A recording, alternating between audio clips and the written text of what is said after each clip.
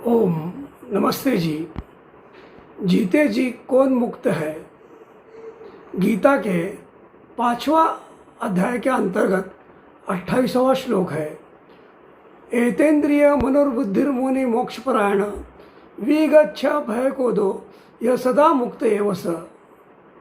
जिसने इंद्रिय मन और बुद्धि को वश में कर लिया है, ऐसा मोक्ष का इच्छुक मुनि जब इच्छा रहित, भय रहित और क्रोध रहित हो जाता है, वह जीते जी मुक्त ही है।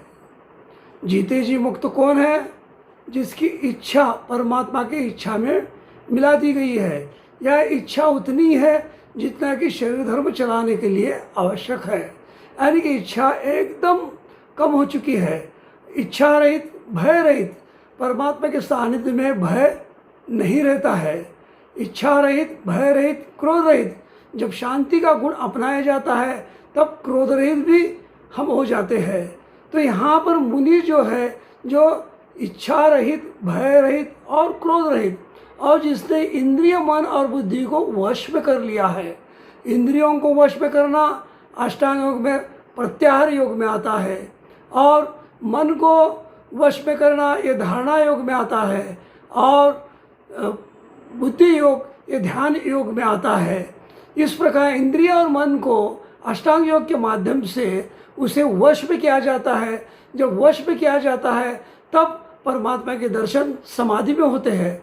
परमात्मा के जब दर्शन हो जाते हैं, तब शरीर प्रारब्ध कर्म समाप्त होने के पश्चात समाप्त हो जाता है मुनि का, और उसका स्थूल शरीर और सूक्ष्म शरीर मुनि का नहीं रहता है। लेकिन सामान्य व्यक्तियों का स्थूल शरीर नष्ट होता है, लेकिन सूक्ष्म शरीर में जो 18 तत्व है, वो 18 तत्वों के आधार पर फिर से स्थूल शरीर को धारण कर कर इसी संसार में फिरते रहता है। लेकिन जबकि मुनि जो है, वो स्थूल शरीर और सूक्ष्म शरीर नष्ट होने के पश्चात वे आत्मा में, आत्मा के जो स्वाभाविक 24 गुण है, उसमें वो परमात्मा में स्वेच्छापूर्वक विचरण करते हैं। वहाँ पर उनका जन्म, मृत्यु, जरा, व्याधि नहीं रहता है, और वह परमात्मा में स्वेच्छापूर्वक विचरण करते हुए 36,000 बार सृष्टि क्रम को देखते हैं। जितना जितना ज्ञान ज़्यादा होता है, उतना उतना उनके विशेष आनंद की प्राप्ति करते हैं। ओम शम।